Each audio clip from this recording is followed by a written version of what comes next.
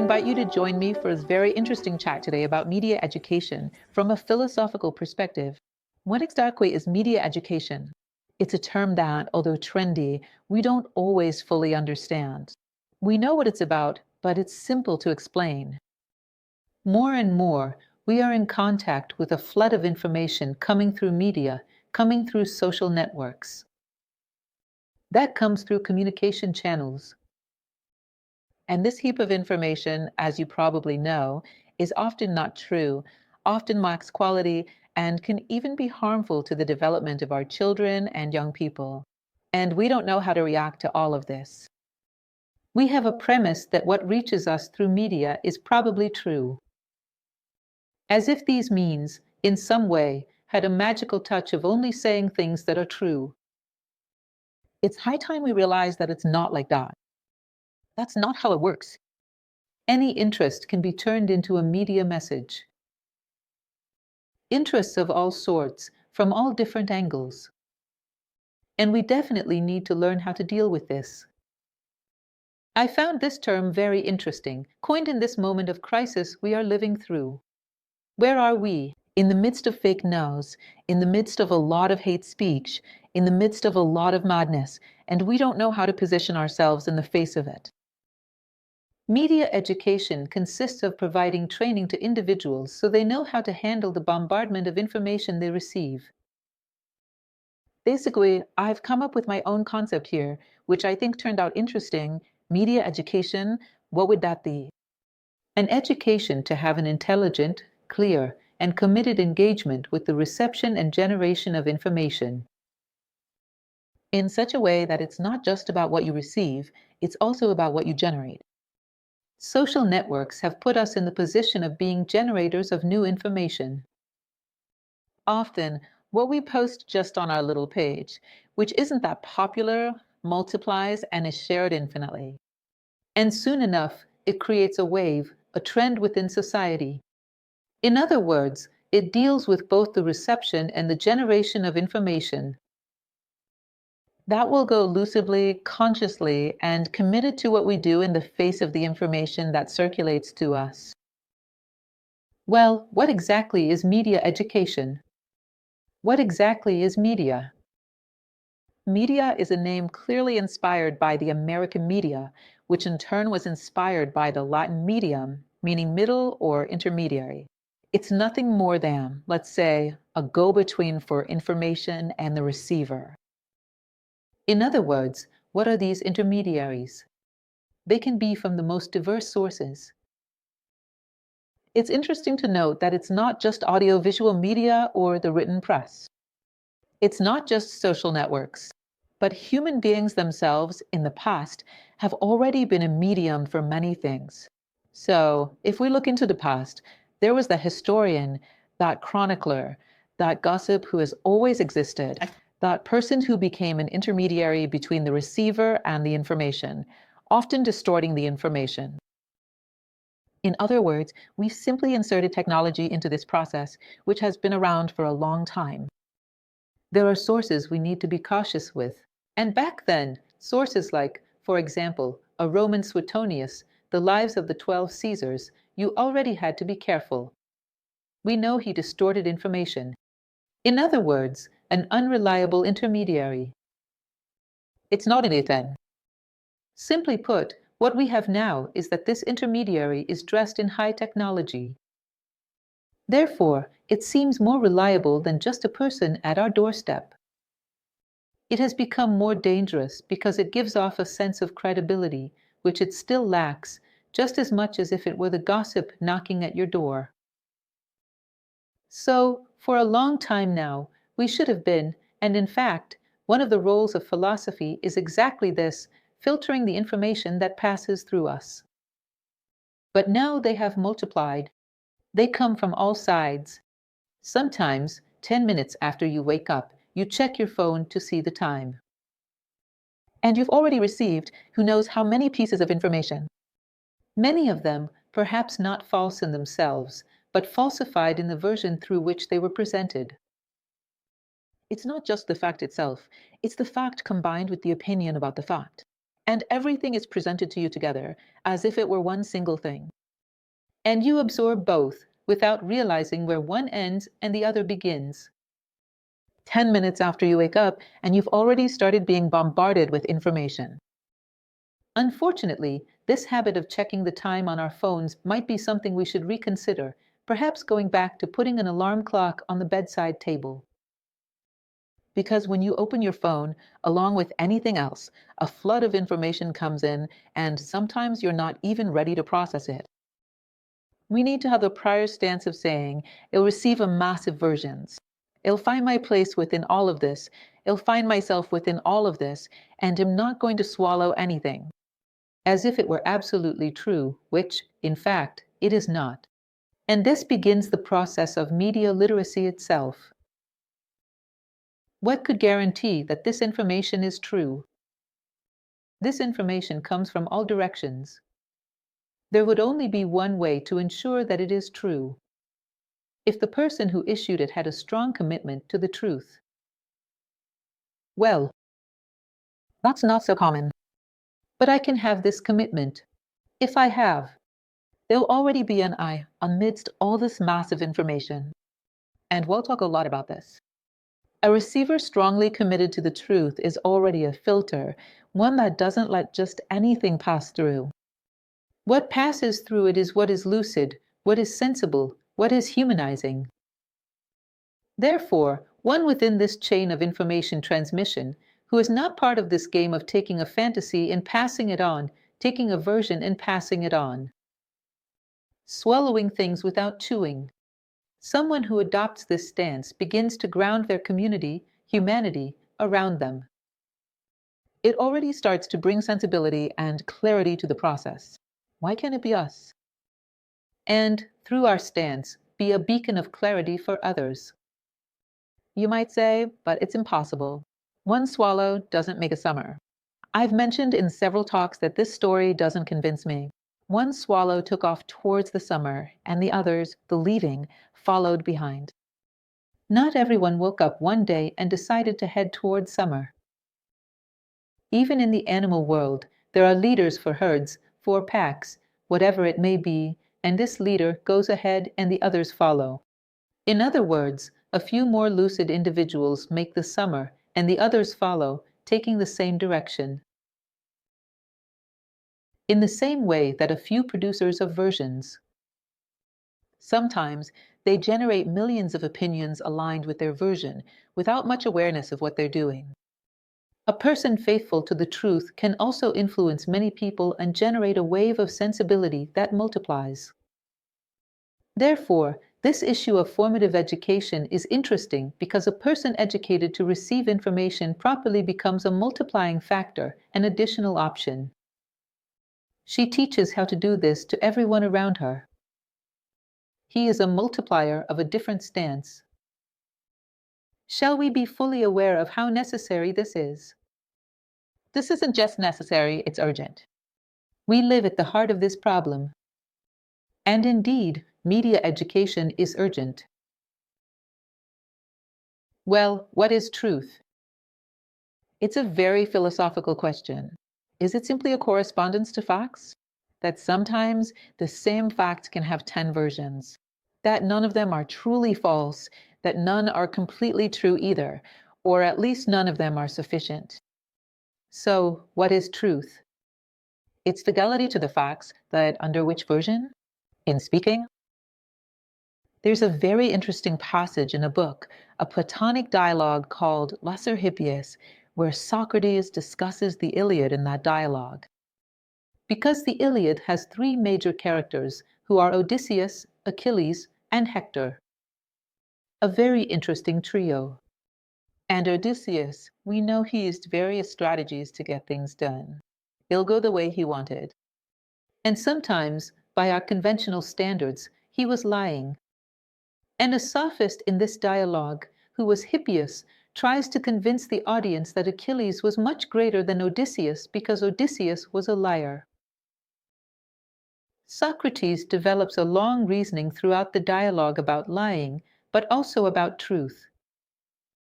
showing that what Odysseus said was meant to satisfy the historical needs of those people. It was meant to satisfy the will of the gods for that historical moment. Therefore, he wasn't lying. He had a version of the facts that was more suitable for that historical moment to fulfill its role. It's like you can see, for example, in a white lie.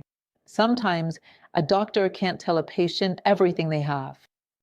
Tell the family members, tell someone around them, but that person would probably have a reaction that would worsen their health condition if they knew the severity of what they have. So, you can't say it's a lie if it doesn't match the facts. This corresponds to a fact, as Rama, the Indian prince in the Ramayana, used to say. Each person should hear no more and no less than what they can handle at any given moment. In other words, and yes, that's true. The best that each person can hear at any given moment is what is most humanizing, what is most compassionate, what leads that person to the best situation. This is the truth of each moment. It's like if you imagine someone. He got into a fight with another friend on the street, and the friend comes running after him, wanting to beat him up, wanting to kill him. And this person comes into your house and says, "Protect me," hides under your bed. Soon the so-called friend or ex-friend comes and says, "Have you seen so-and-so?" What is the truth of this situation? I don't tell any lies, it's true. So-and-so is under my bed. That's not true, that's foolishness. The truth is always strongly committed to the good. With the universal good, which benefits all the actors in history, which benefits all of humanity, which is to prevent this man from committing a reckless act. What would be the truth in this circumstance? I haven't seen so-and-so, they didn't come through here. Or maybe, yes, I saw them, they went that way. You gave that person a chance to cool down. He will thank you at some point. You saved him from committing a reckless act. So, I know it's not simple, that we would need Plato here to develop this dialogue, step by step so that this becomes quite clear. But the fact is that we must understand that among the countless versions a fact can have, there is one version that is more universal, that benefits all of humanity, and is more like Manuel Bandera, more humanistic, which ensures that everyone comes out better than they went in the best possible conditions, given that circumstance. So, the truth, according to the Platonic view, is defined by the idea of the good. It would be a greater good, that is, something that maximizes the humanization of the situation, that benefits people by giving them better opportunities to grow, to control themselves, to regain their senses, whatever it may be. What elevates human consciousness? This is something to be considered. And a universal good that benefits all the actors in history, not just one, not the interest of one or two, but of all the actors involved in the story. These two elements would be fundamental to define what a Manuel Bandera version is, a version committed to the good, which is the closest to the truth. All right, let's explain this in more detail. Immanuel Kant, the great philosopher, had a phrase, which is the maxim of the categorical imperative, as he said, "The following always act in such a way that the maxim of your action can be elevated to a universal law." I always tell this story in my lectures, and I always give the same example, which works well. You allow me to repeat it. Imagine you ask me to lend you a book. And when you ask, you already think you have too many books. She doesn't need this. I will keep it for myself. I will let her forget. I will keep it for myself. To the scene, and turn this action of yours into a universal law. Every human being who has borrowed something might have the intention of not returning it. Does this help humanity or harm it? Does turning this into a law make human life easier or more difficult? Obviously, it hinders because it destroys the institution of lending. No one trusts anyone anymore and no one lends anything. Because it's obvious, if when lending, the person borrowing might have the intention of not returning it, in not going to lend my things, considering them as lost. Therefore, this is not something that can be elevated to a universal law, because it does not benefit humanity. Therefore, it is not good, it is not ethical, and it would not be a good guide to the truth. It has nothing to do with the truth of this situation. So, always that which elevates a person's consciousness to the highest possibility they have, and that which benefits the largest possible group of people. This is the Manuel Bandera version of any and every story. Now, let's talk a little more. Continuing. Be a factor of addition. I constantly refer to this phrase attributed to Cicero. Make sure you are a factor of addition to the lives of the people you are part of. This is a good guide to the truth. What do I want in my life? To leave here a little better than I was when I arrived. A little more human, with values, with virtues, with wisdom. What do I want in relation to others? That their passage through my life helps these people to grow. That I give them wings and not clip their wings. That they pass through me and receive something that can make them better. Look, I'm going to tell you all. It's a good story for us to engage in from time to time. A good exercise of imagination. I do. Tough? Yeah, it's tough. But I like to do it because it gives me a very concrete perspective on life. Take about 5 characters from different moments in my life and ask if this person didn't know me, would they gain or lose? Did I help them or did I hinder them? I want to have a sense of what kind of footprint I'm leaving in the world. What enjoying with people? Because maybe it would be better if people didn't even know me. That's complicated. This might lead me to the conclusion that maybe it would be better if I didn't even exist so as not to harm anyone. It's bizarre, but it can happen. So, being concerned about being a positive influence in the lives of the people we encounter, truly caring about the world. That things around us get a little better because we exist. I always reiterate this story, but I think it's fundamental. As a philosophy of life, every day I go through places, I make it a point that it gets a little better than it was before I came in. In other words, you walk into a chaotic environment, and sometimes it doesn't take much to tidy up a bit before you leave, and have that sense of satisfaction before you go. Like, wow, it's a little better than when I first came in. Sometimes a restroom, a place you often visit where a vandal has been, throwing paper everywhere. You go there, grab a cream paper, pick everything up, put it in the bin, then admire your masterpiece. It's much better than how I found it. Sometimes in a hotel, in a restaurant, I don't like to leave a mess, thinking someone else will clean it up. No, I want to leave a trail of humanity. Even in a place where I'll stay for such a short time, I want someone to come in and say, a human being was here. It's not messy. Even with my limitations, I can't make a bed like a housekeeper, for example, but it's worthy of a human being. My trail will be human. Why is it important to ensure even in these tiny things? Because this creates a habitat. When faced with bigger things, we do the same. It'll go through people and places, leaving them worse than they were before I came in. This is a philosophy of life that is very important. And this will be the foundation for your version of the facts. I'll look at all the possibilities from everything they're telling me and everything I've seen myself to determine what benefits the greatest number of people and what elevates my consciousness to its most noble point. I will elevate my consciousness to its most noble point. I'll look at this fact and see what I see. Well, this is the greatest truth that I, Lucia, have reached. Is it the absolute truth? No, but I give you the best I have. And by receiving the best I have, you can start from there and add something more. That's how humanity progresses, each of us giving our best. And those who come after us will pick up this loose thread we've left and carry it further. And we will continue completing this tapestry, always picking up the loose thread of the point we managed to reach, but always a step beyond the one we found. And that's how history is made. That's how it works. That's how you create a good version that comes closest to the truth of a particular fact. Besides that, what will happen? Selfish versions. In general, that's how it is. A version, you see, it isn't necessarily ill-intentioned, but it is selfish. My son gets into a fight at school. I'll go there and want to know what they did to my son. With this attitude, and with this selfish perspective, I won't understand what happened. Do you understand? A father who does this sometimes thinks he is protecting his child, but he's not.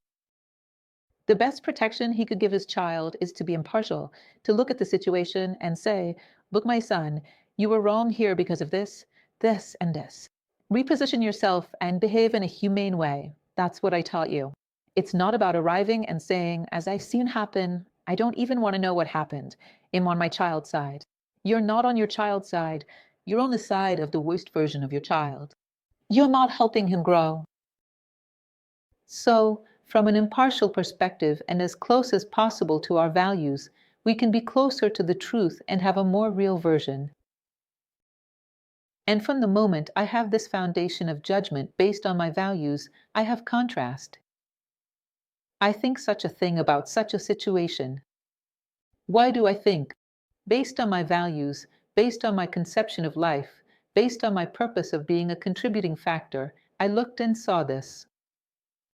From that, I compare it with others' versions and see the distortions that exist. And I can even understand why the distortions occur. Sometimes, as I was saying, it's not even something ill-intentioned, but selfish. The father who thinks he is protecting his child by standing by him, no matter what he does. Being by his side in the sense of not leaving him abandoned. Yes, that's right. But being on his side in the sense of defending that he's always right, that's not it. That's not the right approach.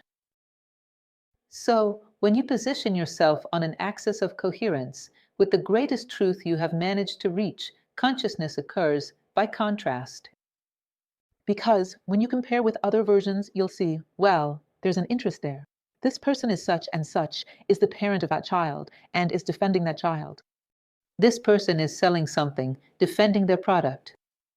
This person is selling themselves, therefore they are selling their image, defending their image.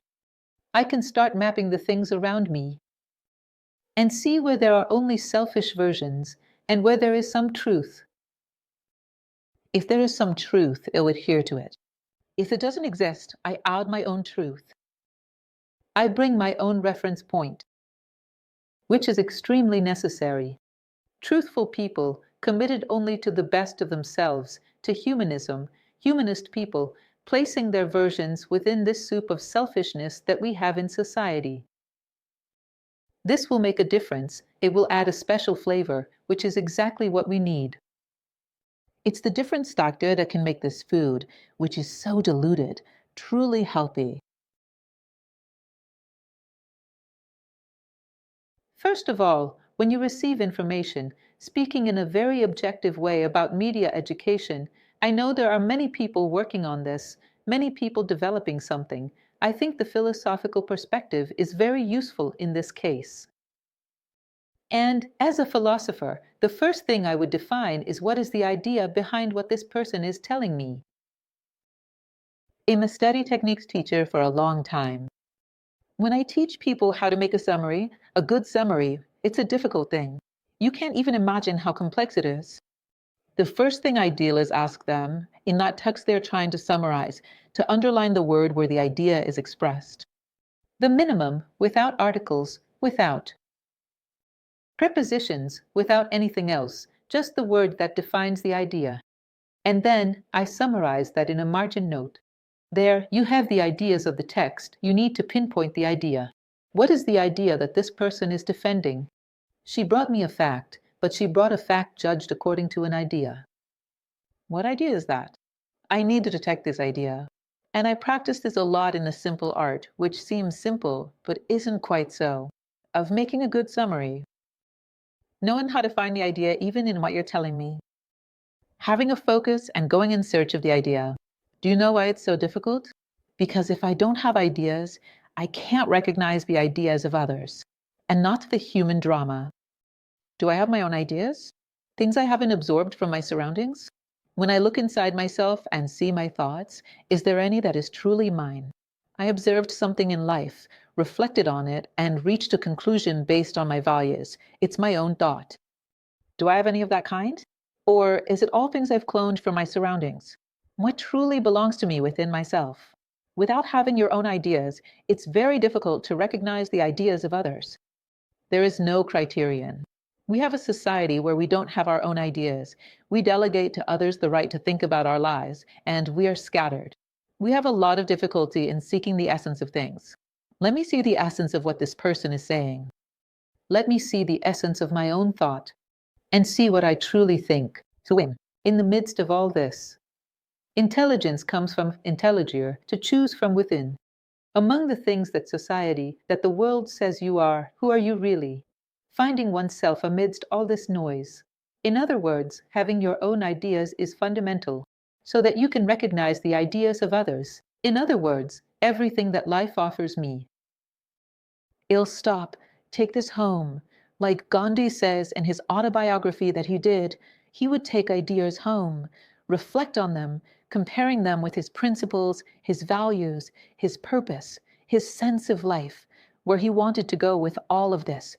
He would compare everything. See, he had a universalist view of what is the law that could be drawn in the sense of benefiting the maximum number of people. What is the law that considers the highest point of human consciousness? Elevate your awareness to that level and look from that vantage point. In other words, he would combine all these factors and come to that conclusion. That's what I think. Because sometimes it had nothing to do with what anyone else was thinking, but they were original ideas. And those who have their own ideas possess tremendous charisma. Because that is magnetic.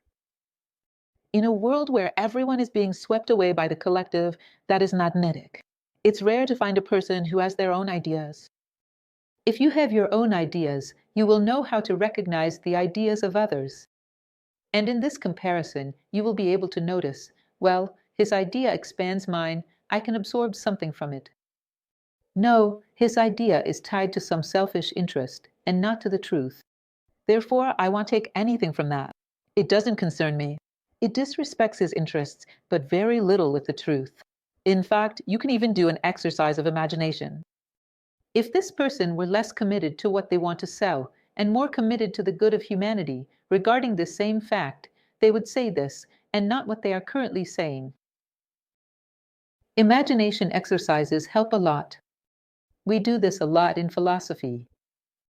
Imagination exercises about what would be said if this person were more humanistic and less selfish. What would be his version? A more humanistic version of the same situation if you weren't so attached to personal interests. This exercise, without wanting to condemn or criticize anyone. It could even be a fictional character. You take it just as an example for you to learn to think and discern, to separate the core of things, and find where it is closest to the truth and where it is closest to the selfish interests of the one who presents their version. Without starting to see, if you don't have the ability to have your own ideas, to think for yourself, comparing with your values, filtering through your purpose, your sense of life, you won't be able to find the ideas of others. You will take the versions of others as ideas. I could even make for you, and not going to, but I could make a little map, for example. A book or a lecture that will be successful. It's not difficult. You simply conduct a public opinion survey and see what people like to hear at the moment, what's trending. Then I lay a foundation where I mix in some elements, a bit of more scientific knowledge, to give a certain consistency to what I am saying. Then I sometimes add a touch of humor to lighten the mood for the listener. I gather all these things and follow a sequence that logic recommends. I can convey a message that is purely unconscious, collective, with absolutely no commitment to the truth. And you won't even notice it. And you'll even like it. Much of what gets a standing ovation is because it doesn't shock people or create any contrast. Therefore, it's that euphoria. Euphoria, usually the next day, you don't even remember what it was about. So this is very common in our days. It's very common. It got to the point where you can read, and this has happened to me too. It's not impossible. 2,300 page books. And you'll see, there's not an original idea from the person who wrote it. She is simply throwing around trendy ideas. Because there you look and sometimes say, what is she selling? She's selling herself. She wants you to like it. Therefore, he says what you want to hear so that you'll like him. It's like a doctor who doesn't give you the medicine you need because it's bitter, but gives you the one you like. You don't get better, but you adore him. I found him delightful. He only gives you tasty medicine. It would be something like that. But all these things can be perceived when you have your own ideas. Today, they are not. I find it amazing how people don't notice. I don't find it amazing that someone puts a package of trivialities on the market. I find it incredible that people don't realize it's a package of trivialities. That, to me, is unbelievable, and it happens a lot. If you're not awake with your own ideas, with the ability to think about your own life, there's no one to protect you from this kind of thing. You will chase after what is more pleasant to hear because everyone is saying it, and it becomes more comfortable for you to follow because there is no opposition with 1,000 people around you doing the same thing. In short, as the Romans used to say, easy paths deceive. In hardship there is truth, in the difficult lies the truth. Not necessarily in the costly or painful, but in what is difficult because it requires thinking. It takes effort. Thinking, having your own ideas, reflecting on things, takes effort. But that's where the truth lies, as the Roman maxim says. What else? Start to notice. For example, this opinion is tied to an interest. What could it be? This person, sometimes before you read a text or listen to a piece of oratory, try to imagine this person. Who are they? A merchant, a speaker, whatever he may be. If he is guided only by selfish interests, what is it natural for him to say? And you already make an assumption about this subject. Someone who simply wants to spread what they are offering will say this and that and those things. You'll find a way to subtly push their product on me. Isn't that right?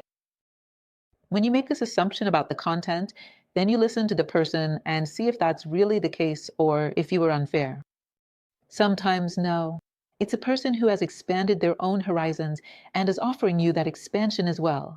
But if it's just that, you'll recognize it very easily. It's predictable.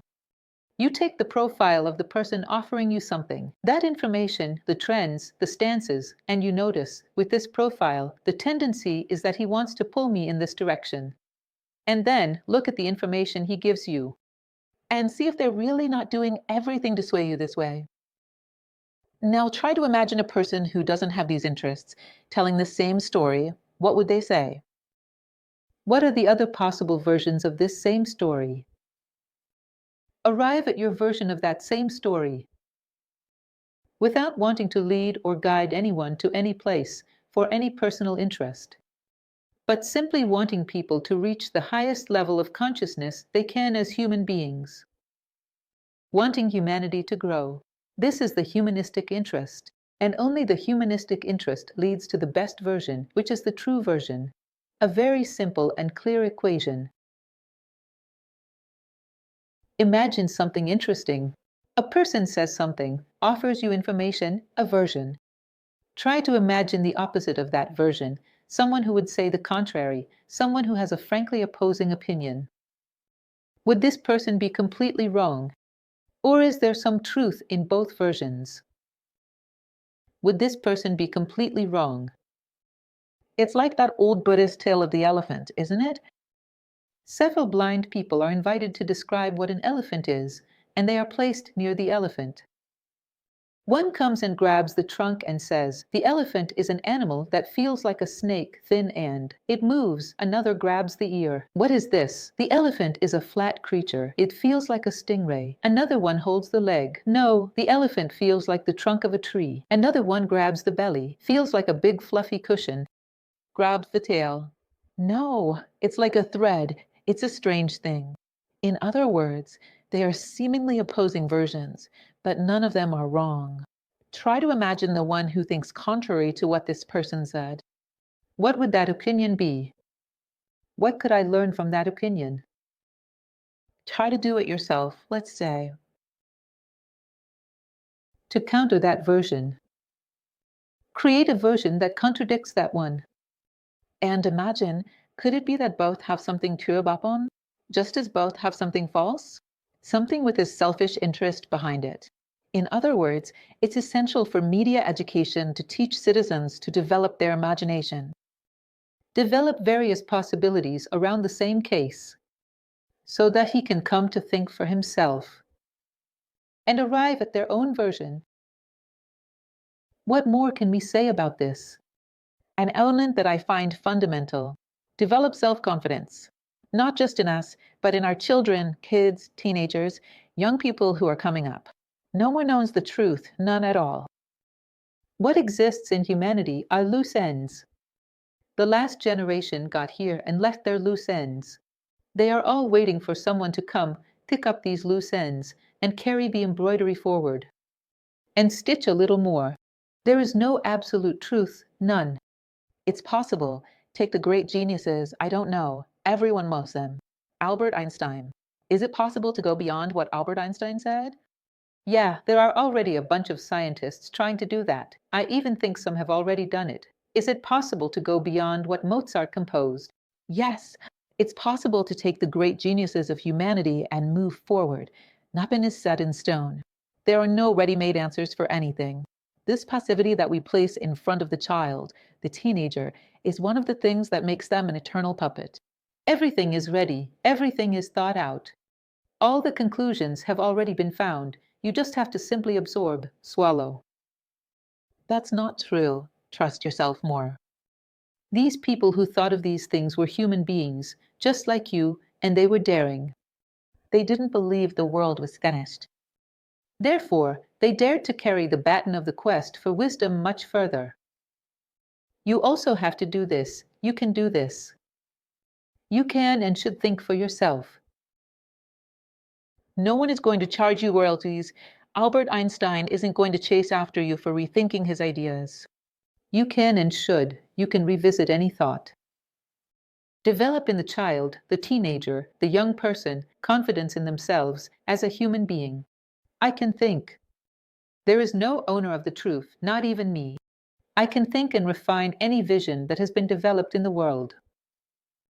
This is very important, folks. This will create self-confidence and a predisposition to place oneself in the position of an observer, but a prepared observer, and not an insecure and empty observer who thinks they are not capable of confronting anything. A prepared observer who can dare to speak up. I don't agree with that. From these same premises, I would draw these other conclusions. It's a human being who trusts in themselves who is capable of this. Put an end to this notion of instilling distrust in people's minds of our human potential. The human being is brilliant when they want to be and when they dare to think for themselves. I always remember that anecdote attributed to Beethoven, though I'm not sure if it's true, where a baron supposedly asked him to play a certain melody and had written Baron, owner of such and such lands. He supposedly responded with a simple note, saying, I will not play. Ludwig van Beethoven, owner of a brain. That's what we need, isn't it? A reason illuminated by principles, by universal principles. This reason places us in the position to observe and add to any line of thought that has already been developed by humanity. We are here for this. So, the first thing is to develop. Don't add your voice to those discrediting humanity. Believe that you can think better than any crazy version that comes from the crowd. You can be more lucid, be in a privileged position as an observer, not identified with any of those interests. And you can think better, you can have a more sensible vision. And the men who carried the history of humanity forward were all of this kind. Of men who believed in themselves and dared to think that their vision could be more sensible. They dared to think for themselves. Look back. History is harsh on the mediocre, who simply follow the opinion of the moment. History, in general, promotes those who dared to think for themselves. These are the ones who write history. Often, the masses don't even read history. So, it's very important for us to grasp this. Self-confidence. We can refine any vision. We can have a better version than the one we're receiving. But I don't understand enough about geopolitics to be able to. Look, read a little bit, see how things are shaken up, what's happening, read a little. But the trends, the particular views that are mixed in with the information you receive, filter them, and based on these stacks, compare them with your principles and if your own perspective. Nobody wants to see that. They want to see the experts. It's difficult sometimes to find an unbiased expert. There's already an ideological link, an opinion connection there. The unbiased one in history. I'm not an expert in not, but I know enough to have my own perspective. I know enough to support my own view of the world. I don't need to know every little detail. I need to know the fundamentals of what happened. Based on that, I have my own perspective. But you don't deeply understand the details of the situation. Okay, I don't understand. But from the essentials that I know, it's enough for me to disagree with you. And the essential is the essential. In essence, from what I know, it's already clear that your version doesn't align with what I think. Okay, so let's talk a little bit about an element, just so we can get an idea of how it works. A fact. Let's say a car hit a pole. This fact. Shall we try to imagine various versions of this fact? For example, a purely physical version. What happened there? A body was injured, a car was dented. A pole is knocked down. That's physically what happened. It's one aspect, it's one perspective. Then comes an energetic perspective, focusing only on the damage that was done. Oh, if you add up the new car with a pole, and a pole like that costs, I don't know how much, it resulted in a loss of so much. It's a perspective too. Who is only concerned with the energetic aspect? That the element of money is within the energetic aspect. Then comes the emotional aspect. Oh, people were so shaken. They got so nervous. Everyone was startled. There was a child passing by who cried a lot. The driver was in shock, only seeing the emotional aspect of the story. Well, it's an aspect. It has its importance, yes, but it's just one aspect. Then comes the mental element, concrete, analytical, which will say, well, the speed wasn't suitable for the road, or the position where that traffic light was didn't have good visibility for the person who was passing through there, or in the master plan of that road, of that neighborhood. These poles are being placed in a way that blocks the view, or there's a problem with the car's mechanism itself, which doesn't allow for very quick braking. In other words, it will analyze a series of possible explanations in the most practical field possible of the factors that contributed to that. Well, and what would a humanistic perspective be? A humanistic perspective wouldn't disregard any of these four. They would go there and look at what the four say, but on what basis would a decision be made? In the way I'll handle this, to benefit as many people involved as possible, so that society is not punished, meaning, so there is no public loss, but also so that this person, this driver, is not crushed by a mistake he cannot bear, that somehow this can be seen in terms of how much responsibility he really did, and that situations like this can be corrected, considering all the factors that contributed to it happening, so that no one else suffers from it in the future. Or, at least, to make it less likely that people would suffer from it in the future. In other words, how do I benefit everyone involved, and how do I prevent equivalent suffering in the future? This is a very interesting, humanistic, and universalist perspective. I elevated my consciousness way up high. I'm angry at the driver, I'm angry at the car manufacturer. From the city's master plan, nothing. So, what is consciousness like? Way up high? Without any personal bias. And I try to see each person's share of responsibility. And how can this be resolved with the least harm within what each person is capable of resolving? And at the same time, how situations like this, sometimes small measures can be taken to make them less frequent and cause fewer victims in the future. So in thinking in an impartial way, like elevated and universalizing consciousness, trying to prevent even future victims. But I don't fail to consider that none of the versions brought me everything. All of them bring some information. But if I limit myself to just one piece of information like that, it'll be poorly grounded. And the one who loves the truth seeks the truth. He doesn't want any version that poorly supports him. It's like seeing, for example, the scientific criteria of a scientist conducting an experiment. He needs to know exactly what the temperature was. There, exactly the speed. For someone who is seeking the truth, any biased fact or version is of no interest. No serious scientist is going to take a piece of data and say, oh, but we increased the temperature that to make it seem like setting up this lab was worth it, so we have to tweak it a bit to support our theory. Well, that's not serious. That's not science. I want to know down to the last degree, in tenths, hundredths, and thousandths. I want precision. If I want the truth, my versions must have precision. Any imprecision doesn't interest me for someone who loves the truth. And in a certain way, for you to have media literacy and good judgment, you need to have a scientific criterion in life. To be able to support a humanistic decision, I want precision.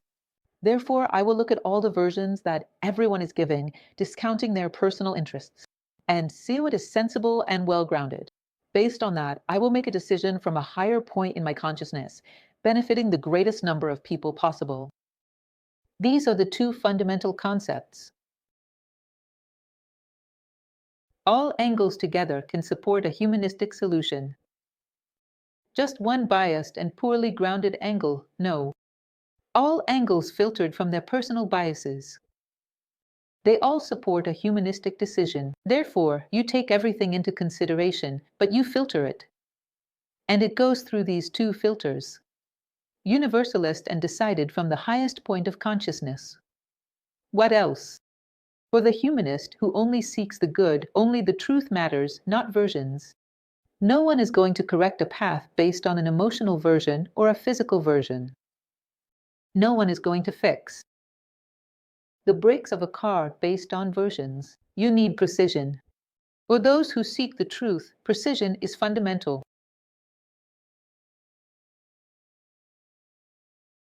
Finally, we must consider an element that is not pessimism nor a negative view, but maturity.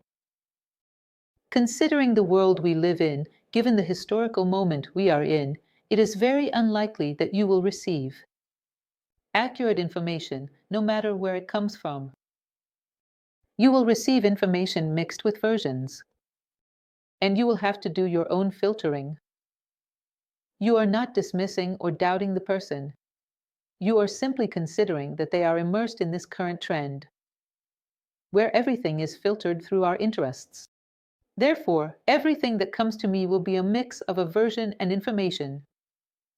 And this version is tainted by the interests of whoever issued it. And it'll have to do this filtering. Never think, oh, but this book has such a beautiful cover. It seems like such a reputable publisher. So much. I can trust completely. Look, whoever wants to deceive will put the prettiest cover. Sometimes it's not even out of that intention, but of course, they will want to give as much credibility as possible to that version he is presenting. Never think that any appearance or some external indication, someone said it's a reliable source, justifies you letting down your guard of common sense and lucidity. Never, ever, ever let down your guard of common sense, lucidity, and human consciousness. In might of everything, in Lucia, whose sense of life is such, my values are such, and anything that comes my way will have to pass through this filter. And through this filter, I see what I found. And it's not because I devalue anyone's perspective, but because I know. We are among human beings. And through the example that I'll, over time, try to apply this filter, I can be a reference for change. But you have to know wherein. You need to have the clarity to keep your feet on the ground. As a philosophical saying, I find very beautiful girls. The dream may be crazy, but the dreamer must be lucid. In other words, you can dream of change in humanity, making everyone more truthful, but we must keep our feet on the ground and know where we are starting from. We live in the age of versions, versions tied to interests. That sometimes there isn't conscious malice, but there is selfishness. That ends up distorting the truth just the same. Identify interests and manipulations. What does this person, this social agent, this entrepreneur, whoever they are, want from me? Is what you say meant to lead me in that direction?